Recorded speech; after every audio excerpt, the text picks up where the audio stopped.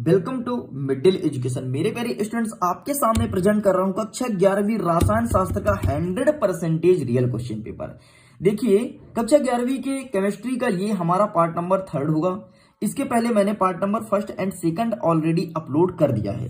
देखिए, part number 1 में question number 1 से लेकर के जितने भी मल्टीपल चॉइस क्वेश्चन है 2nd, 3rd एंड 4th यहां तक मैंने कवर किया है। एंड जो हमारा पार्ट नंबर 2 था उसमें 2 नंबर के सभी क्वेश्चंस को मैं कवर किया हूं, लाइक क्वेश्चन नंबर 5 से लेकर के क्वेश्चन नंबर 12 तक। एंड ये हमारा पार्ट नंबर 3 हो रहा है, जिसमें हम क्वेश्चन नंबर 13 से लेकर के एंड आपका जो अंतिम क्वेश्चन है क्वेश्चन नंबर 19 इनको कवर करेंगे विथ आंसर। आंसर मैं करूंगा आपके ऊपर वाला एंड नीचे वाला दोनों क्वेश्चंस का। अब आपको जो अच्छा लगे वो एग्जाम में लिख लेना। तो चलिए स्टूडेंट्स, बिना टाइम वेस्ट किए फटाफट वीडियो को स्टार्ट करते हैं और देखते हैं सही आंसर क्या होगा। देखो, सबसे पहले जैसे ही पेपर मिलेगा तो आपको रोल नंबर फिल करना है एंड आपका यहाँ पर कोड मेंशन है, यहाँ पर आपके सब्जेक्ट का नाम लिखा गया है। यहाँ पर निर्देश में देख लो कुछ इस प्रकार से मौजूद है। यदि मैं प्रश्न नंबर 1 की बात करूं तो सही विकल्प चुन करके ये बोला गया है। एंड 2nd नंबर बोला गया कि रिक्त स्थान की पूर्ति करो। 3rd नंबर आपको सही जोड़ी दी गया है और यहीं पर 4th नंबर हमारा एक वाक्य में उत्तर दिया गया है। ओके, तो ये सबको हम साइड करते हैं और सीधे जंप करते हैं अपने रियल क्वेश्चंस की तरफ जो हमारे एग्जाम में आ रहा है और जिसके लिए इस वीडियो को रिकॉर्ड किया जा रहा है। देखो, हमारा क्वेश्चन नंबर 13 कहता है कि इलेक्ट्रॉनिक सिद्धांत के आधार पर आक्सीकरण तथा अपचयन को समझाइए। आक्सीकरण और अपचयन को ही समझाना है, लेकिन इलेक्ट्रॉनिक सिद्धांत के आधार पर मतलब आपको वेरीफाई कर दिया है कि भाई आपको बताना है इलेक्ट्रॉनिक सिद्धांत के आधार पर आपको एक बांध के रख दिया, ठीक है, कहीं और नहीं भागना है। तो आइए हम अपने चलते हैं बुक के तरफ और इलेक्ट्रॉनिक सिद्धांत के आधार पर देखते हैं। तो ये देखो, ये रहा आपके आक्सीकरण तथा अपचयन इलेक्ट्रॉनिक सिद्धांत के आधार पर यही चीज हमसे पूछा गया है। तो आपको यहां से आंसर लिखना स्टार्ट करना है, ठीक है। लिखते लिखते यहां पूरा लिखेंगे और जा करके यहां पर आप आंसर को कंप्लीट कर देना, बस ज्यादा नहीं लिखना, बस इतना ऊपर का ले लो ये पूरा, ठीक है। यदि यहां से स्टार्ट करेंगे और जा करके आपको आंसर यहां तक लिखना है और इसका एक फॉर्मूला लिख देना, आपका काम हो जाएगा। ये प्रश्न हमारे 3 नंबर का है और 3 नंबर के हिसाब से हमको केवल और केवल देख लो यहाँ पर 75 वर्ड्स लिखने हैं, ठीक है। तो यहां से हमारा काम कंप्लीट हो जाएगा, बस इतना लिख करके कंप्लीट करना है। चलिए आगे देखते हैं इसके अथवा में क्या पूछा गया है। अथवा का कह रहा है कि इलेक्ट्रोड विभव क्या है, यह सेल विभव से किस प्रकार भिन्न है। देखो, इस क्वेश्चन में आप कंफ्यूज मत होना। एक है आपका इलेक्ट्रोड विभव, दूसरा है मानक हाइड्रोजन इलेक्ट्रोड विभव। तो बहुत सारे स्टूडेंट सोचेंगे कि इलेक्ट्रोड विभव मतलब मानक हाइड्रोजन इलेक्ट्रोड विभव है, और मेरे प्यारे छात्रों इस बार मानक हाइड्रोजन इलेक्ट्रोड विभव ना पूछ करके बल्कि केवल और केवल इलेक्ट्रोड विभव पूछा है। तो आइए चलते हैं अपने इसके आंसर की तरफ और देखते हैं कैसे लिखना है। ये देखिए, इसका आंसर अवेलेबल है। देखो, यहाँ पर लिखा है इलेक्ट्रोड विभव एंड यहाँ पे लिखा है मानक हाइड्रोजन इलेक्ट्रोड विभव। तो आपको केवल लिखना है इलेक्ट्रोड विभव और इसका डेफिनेशन यहां से स्टार्ट होगा। ये देखो, यहाँ पर मैं टिक कर दिया हूं। 1 से स्टार्ट करोगे और लिखोगे इलेक्ट्रोड विभव कहा जाता है, इतना लिख करके कंप्लीट करना है। फिर हमारे क्वेश्चन में कहता है कि यह सेल विभव से किस प्रकार भिन्न है। तो आपको बताना है कि सेल विभव से किस प्रकार भिन्न है। तो ये आपको लिखना है यहां से, देखिए ये आपको यहां से लिखना स्टार्ट करना है। ये किसी अर्धसेल से और यहां तक लिख देंगे होना चाहिए और इस फॉर्मूले को लिख देना, आपका कंप्लीट हो जाएगा आंसर। ओके, तो चलिए आप इसका स्क्रीनशॉट ले लो। इस प्रकार से हमारा ये भी कंप्लीट होता है। चलिए आगे देख लेते हैं next question, question number 14 number कहता है वियोजन अभिक्रिया से आप क्या समझते हैं, और इसके अथवा में पूछा गया है समानुपातिक अभिक्रिया क्या है। तो आइए इसके लिए मैं ले चलता हूं अपने मोबाइल स्क्रीन की तरफ और वियोजन अभिक्रिया आपको दिखाता हूं। देखो, ये लिखना है, जब एक पदार्थ टूटकर 2 या 2 से अधिक नए पदार्थ का निर्माण करता है तब उसे वियोजन अभिक्रिया कहते हैं। और उदाहरण के तौर पर यहाँ पे लिखा है CaCO3, ये आपका सॉलिड के रूप में है एंड आपको एरो लगा करके आपको एरो का सिंबल बनाना है। CaO बनेगा जो कि सॉलिड रहेगा एंड CO2 जो कि गैस रहेगा। इस प्रकार से आपको लिखना है। CaCO3 को हम कैल्शियम कार्बोनेट कहते हैं, CaA को कैल्शियम ऑक्साइड कहते हैं एंड CO2 को कार्बन डाइऑक्साइड कहते हैं। बस इतना लिख करके कंप्लीट कर देना, डेफिनेटली आपको 3 में से 3 नंबर मिल जाएगा। आगे देख लेते हैं, इसके अथवा में पूछा गया है समानुपाती अभिक्रिया क्या है। तो आइए देखते हैं इसका आंसर कैसे करेंगे। आपके मोबाइल स्क्रीन में ही लेकर के आए, ये देखो समानुपाती अभिक्रिया का उदाहरण दीजिए। सेम टू सेम यही क्वेश्चन दिया गया है, अभिक्रिया क्या है। तो देखो, केवल और केवल आपको डेफिनेशन लिखना है, जिस अभिक्रिया में एक ही पदार्थ का ऑक्सीकरण और एक ही पदार्थ का अपचयन हो उस अभिक्रिया को समानुपातन अभिक्रिया कहते हैं। समानुपातन का मतलब ही होता है समान रूप से। तो इसमें साथ साथ ऑक्सीकरण और अपचयन हो, देखो इसको हाईलाइट भी कर दिया गया है, तो इसे समानुपातन अभिक्रिया कहते हैं। और ये आपको फॉर्मूला 1 लिख देना ताकि 3 में से 3 नंबर आपको मिल जाए।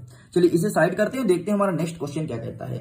हमारा नेक्स्ट क्वेश्चन नंबर 15 कहता है मेंडलीफ का आवर्त नियम बताइए। देखिए आवर्त सारणी जारी करने वाला सबसे पहला वैज्ञानिक और सबसे प्रसिद्ध वैज्ञानिक मेंडलीफ थे। मेंडलीफ ने अपने आवर्त नियम में क्या दिया था ये पूछा गया है, केवल और केवल हमको उनका नियम बताने कि उनका नियम क्या कहता है। तो चलिए हम चलते हैं अपने बुक के तरफ और देखते हैं उनका आवर्त नियम क्या है। देखिए यहाँ पे लिखा है मेंडलीफ के आवर्त नियम के अनुसार तत्वों के भौतिक और रासायनिक गुण परमाणु द्रव्यमान के आवर्त फलन होते हैं। ये लिखना है आपको मेंडलीफ का आवर्त नियम। इसके बाद आपको आगे भी लिखना है कि आवर्त फलन से तात्पर्य क्या है, ये लिख दोगे, ठीक है। फिर आगे आपको इस चीज को जरूर लिखना, ये देखो इस नियम के आधार पर मेंडलीफ ने उन ज्ञात समस्त 86 तत्व को उनके बढ़ते परमाणु भार के क्रम में से एक सारणी के रूप में व्यवस्थित किया। यह सारणी आवर्त सारणी कहलाती है। और आगे लिख दोगे तथा मेंडलीफ का वर्गीकरण आवर्त वर्गीकरण कहलाता है। बस इतना लिख करके कंप्लीट करना है, ठीक है। यदि आप इतना लिख लोगे तो डेफिनेटली 3 में से 3 नंबर लेकर के आने वाले हो। चलिए आगे देख लेते हैं इसके अथवा में क्या पूछा गया है। इसके अथवा में कहता है कि डी ब्लॉक के तत्वों का सामान्य लक्षण बताना है। देखिए आपके पीरियोडिक टेबल ऑफ एलिमेंट्स में SPDF 4 ब्लॉक्स हैं, तो 4 ब्लॉक्स में से आपके एग्जाम में डी ब्लॉक के बारे में पूछा गया, देख सकते हो क्वेश्चन आपके सामने है। सामान्य लक्षण का मतलब ये होता है कि हम कैसे पहचानेंगे कि ये डी ब्लॉक का ही तत्व है, ऐसा क्या क्या रीजन है। कुछ फॉर्मूलेज होंगे, कुछ उसके रूल्स एंड रेगुलेशन होंगे, कुछ उसके नियम्स होंगे, तभी तो हम पहचानेंगे ना कि भाई ये डी ब्लॉक के हैं। जैसे सपोज दैट जैसे मेरा आप वीडियो देख रहे हो तो मेरे वीडियो में बोलने का तरीका कुछ अलग होगा। अब आपको कहीं भी मेरा वीडियो देखोगे, कहीं भी आवाज सुनोगे तो बोल दोगे कि भाई मिडिल एजुकेशन वालों को वीडियो है, ठीक है। लेकिन सपोज करो अगर किसी दूसरे यूट्यूबर का वीडियो आप देख रहे हो, किसी दूसरे शिक्षक का वीडियो देख रहे हो, तो अगर उनका आप रेगुलर वे में देखते हो तो उनके बोलने का तरीका, उनके पढ़ाने का, समझाने का तरीका आप ये बता दोगे कि भाई ये इस शिक्षक का वीडियो है, ठीक। तो कुछ ना कुछ आप सामान्य लक्षण देखते हो, ठीक है, तभी जाकर के आप उसको डिफाइन कर पाते हो। तो ठीक ऐसे ही पूछा गया है डी ब्लॉक के तत्वों का सामान्य लक्षण लिखिए। और ये प्रश्न 3 नंबर का है, तो आपको कम से कम 3 पॉइंट तो लिखना ही है, लेकिन अधिकतम 4 पॉइंट, इससे ऊपर नहीं लिखना। 3 लिखो या 4 लिखो, नंबर उतना ही मिलेगा। तो आइए मैं दिखा देता हूं अपने कॉपी के तरफ और डी ब्लॉक के तत्व का सामान्य लक्षण। देखो यहां पर पी ब्लॉक का है, ये पूछा नहीं गया है, मेरे से पूछा गया डी ब्लॉक। तो सबसे पहले इसके सामान्य लक्षण इलेक्ट्रॉनिक विन्यास की तरफ रखते हैं कि N-1D 1 to 10 NS02 होता है इसका सामान्य इसका विन्यास। आगे सेकंड नंबर की बात करता हूं तो यह परावर्ती ऑक्सीकरण संख्या दिखाते हैं। इसमें धातुओं की चमक होती है, चमकते हैं, और इसमें तत्व रंगीन आयन बनाते हैं। एंड 5th नंबर कहता है ये सभी तत्व धातु हैं, इन धातु के गलनांक और क्वथनांक एवं घनत्व उच्च होते हैं। तो देखो 5 पॉइंट यहाँ पे लिखा गया है, आपको 5 नहीं लिखने हैं, आपको केवल 3 पॉइंट लिखना है, क्योंकि ये क्वेश्चन 3 नंबर में पूछा गया है। जितने नंबर का क्वेश्चन पूछे उतना ही लिखना है, ज्यादा हमें नहीं लिखना है, क्योंकि देखो ज्यादा लिखेंगे तो नंबर मिलेगा नहीं ज्यादा, ठीक। तो आपको ये लिख करके कंप्लीट करना है। चलिए स्टूडेंट्स आगे देख लेते हैं। हमारा नेक्स्ट क्वेश्चन कहता है क्वेश्चन नंबर 16 नंबर कहता है VSEPR सिद्धांत क्या है। सिंपल सा आपको बताने की सिद्धांत क्या है, ज्यादा नहीं लिखना है, केवल सिद्धांत आपको समझाना है।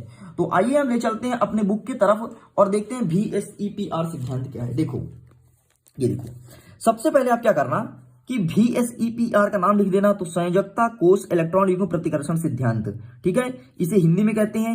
इंग्लिश में लिखा है बैलेंस सेल इलेक्ट्रो पेयर रिपल्यूशंस, ठीक, थ्योरी। तो ये हो गया आपका इंग्लिश में।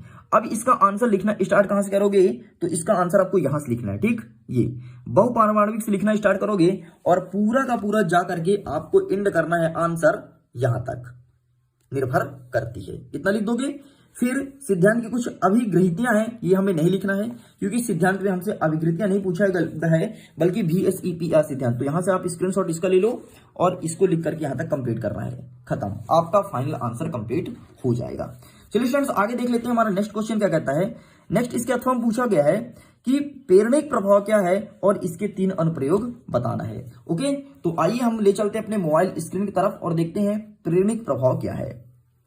अच्छा डी ब्लॉक का रहा, ये रहा, देखिए ये रहा आपका प्रेरणिक प्रभाव क्या है, इसके प्रकार तथा अनुप्रयोग समझाइए। सेम टू सेम वही क्वेश्चन दिया गया है, ठीक है। अब देखो आपको लिखना है कि कार्बनिक यौगिक में सहसंयोजी परमाणु की श्रृंखला में उपस्थित ध्रुवीय सहसंयोजी बंध में उपस्थित इलेक्ट्रॉनों का स्थायित्व विस्थापन की प्रक्रिया को ही प्रेरणिक प्रभाव कहलाती है। और इसके दो अनुप्रयोग यहाँ पे दिया है, ऋणात्मक प्रेरणिक प्रभाव और एक दिया है आपका धनात्मक प्रेरणिक प्रभाव, और ये रहे इसके अनुप्रयोग। आपसे एग्जाम में अनुप्रयोग पूछा है, ठीक है, देख लो यहाँ पर क्या लिखा है, इसके 3 अनुप्रयोग बताओ। तो इसके यहाँ पर अभी आपने प्रकार देखा कि इसके 2 प्रकार होते हैं, तो आप प्रकार को चाहो तो मत लिखना, अवॉइड कर देना, लेकिन यहाँ पर आपको अनुप्रयोग लिखना पड़ेगा। यहाँ पर देखो पहला अनुप्रयोग दिया है, ये रहा दूसरा और ये रहा तीसरा अनुप्रयोग, तीनों अनुप्रयोग आपके सामने है। तो प्लीज आप इनका स्क्रीनशॉट ले लो और यही लिख करके आना। आपको क्लियर दिख रहा है ना आपके मोबाइल स्क्रीन में? चलिए, तो ये हमारा कंप्लीट होता है। ओके, चलिए आगे देख लेते हैं नेक्स्ट क्वेश्चन। हमारा क्वेश्चन नंबर 17 कहता है कार्बोकेटाइन की संरचना समझाइए। हमसे संरचना पूछा है, तो आइए अगेन आपको ले चलते हैं मोबाइल स्क्रीन की तरफ और देखते हैं कार्बोकेटाइन की संरचना क्या होगा। ये मैं स्क्रॉल किया, ये देखो कार्बोकेटाइन की कक्षा की संरचना का वर्णन करो। पूरा का पूरा एकदम 100% एक्यूरेट आंसर लिखा है। देख लो, यहां से आपको लिखना स्टार्ट करना है, नीचे स्थिर रहता है यहां तक लिखेंगे। नेक्स्ट स्लाइड में देख लो, ये आप यहां से लिखोगे, इस प्रकार के चित्र को आपको बनाना है। देख लो मैं जूम करता हूं ताकि आप अच्छे से देख पाओ। ठीक, इसे बनाने के बाद आपको नीचे अगेन एक चित्र दिया है, इसे भी आपको बनाना है। ठीक है, अगेन एक स्लाइड करते हैं, बस कंप्लीट, इतना लिख करके कंप्लीट करना है। तो आप इसका स्क्रीनशॉट लो एंड इसका ले लो। चलिए आगे देख लेते हैं नेक्स्ट क्वेश्चन क्या कहता है। इसके अथवा में पूछा गया है प्रेरणिक प्रभाव तथा इलेक्ट्रोमेरिक प्रभाव में अंतर स्पष्ट कीजिए। प्रश्न है 4 नंबर का, अंतर लिखेंगे 4, लेकिन फिर भी यदि कोई बच्चा अधिकतम लिखना चाहता है तो 5, इससे ऊपर नहीं लिखना, नंबर नहीं मिलेगा। लेकिन कम से कम 4 ही लिखना है। यदि सोचोगे 3 लिखने काम बन जाएगा, हाँ काम तो बन जाएगा, लेकिन डेफिनेटली आपको 3 नंबर ही मिलेगा। फिर आप घर में आके जोड़ोगे, यार इसका तो आंसर मैं करके मुझे 4 मिलना चाहिए, 4 नहीं मिलेगा। जितने अंतर लिखोगे उतने ही नंबर मिलेंगे। तो आइए ले चलते हैं अगेन मोबाइल स्क्रीन की तरफ और देखते हैं इसका सही आंसर आप क्या लिखोगे। ये देखो भैया आपके सामने रहा प्रेरणिक प्रभाव और इलेक्ट्रोमेरिक प्रभाव। ठीक है, पहला नंबर लिखोगे यह स्थायी प्रभाव है, यह एक अस्थायी प्रभाव है। एंड इसका दूसरा नंबर लिखेंगे कि इसमें सिग्मा इलेक्ट्रॉनों का आंशिक विस्थापन होता है और इसमें पाई का पूर्ण विस्थापन होता है। तीसरा नंबर लिखोगे इसमें कोई आयन नहीं बनते, इसमें आयन बनते हैं। चौथे नंबर पे लिखोगे इसके लिए बहुआबंध की उपस्थित अनिवार्यता नहीं है और इसके लिए अनिवार्यता है। एंड 5वां नंबर यहाँ पे लिखा है, आप प्लीज इसका स्क्रीनशॉट ले लीजिए। चलिए आगे देख लेते हैं next question, question number 18 number कहता है अति संयुग्मन प्रवाह को उदाहरण सहित स्पष्ट कीजिए। ये पूछा गया है। तो आइए चलते हैं अपने मोबाइल स्क्रीन के तरफ और देखते हैं इसका सही आंसर क्या होगा।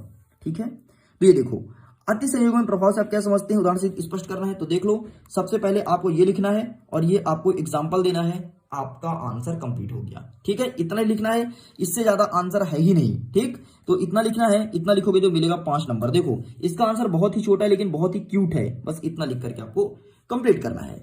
आगे देखते हैं इसके अथवा में क्या पूछा गया है।